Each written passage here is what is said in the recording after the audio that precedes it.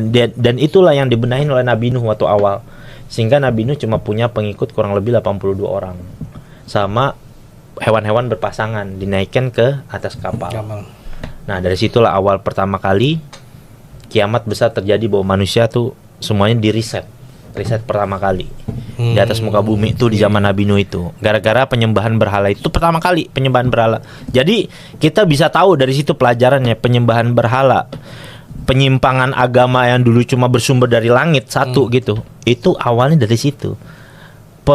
Pengkultusan terhadap tokoh. Makanya dari awal gue bilang kan jangan pernah ngelihat tokoh dalam Islam. Karena rata-rata sebenarnya yang dilawan sama Islam dari dulu tuh sifat asobiah kayak gitu. Asobiah itu gimana? Kecintaan terhadap satu tokoh gitu. Itu berlebih-lebihan, fanatisme.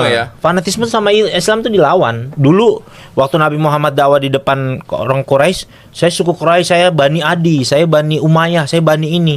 Sama Nabi Muhammad, enggak, kamu saya bawa satu, kita orang Islam gitu. Nah, karena fanatisme itu kan dia nelen mentah-mentah kan. Fanatisme tuh berat. Diucapkan misalkan sama pemuka agama, dia langsung fanatik ke situ kan. Sedangkan apa yang ada di kitab manapun itu adalah multitafsir, betul nggak, Pak? Iya kan? Artinya banyak nih, tergantung juga siapa yang ngomong. Gak usah jauh-jauh kita lihat kayak organisasi Islam aja lah. Kalau yang fanatik tuh berlebihan. Iya. Ya, sejujurnya Nabi Muhammad kan nggak pernah bilang saya NU, saya Muhammadiyah, saya Persis. Saya juga banyak tuh. Saya PKS. Nggak ada kan, pernah nggak Nabi Muhammad bilang itu? Saya bilang apa? Kita umat yang satu, umat Islam. Orang Islam cuma itu. Jadi Nabi Muhammad ngajak manusia itu kepada persatuan, bukan kepada pengkotak-kotakan, kepada komunitas. Bahkan dulu kaum Muhajirin, orang-orang Mekah yang hijrah ke Madinah, dan kaum Ansor, orang yang menerima itu dipersaudarain sama Nabi. Jadi karena tahu penyakitnya dari dulu, karena Nabi Muhammad pinter bisa belajar dari kesalahan nabi-nabi terdahulu, umat-umatnya dipelajarin sama Nabi. Kesalahannya itu satu apaan? Ketika Nabi Muhammad, ketika seorang nabinya itu menampilkan sesuatu yang berlebih-lebihan sehingga didewa-dewakan, dituhankan.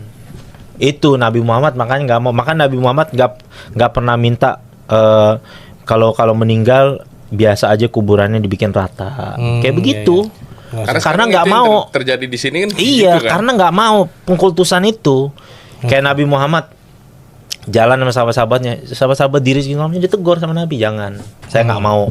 Karena Nabi Muhammad tahu dulu trennya para nabi-nabi terdahulu kayak begitu, dihormatin berlebihan, jadinya disembah.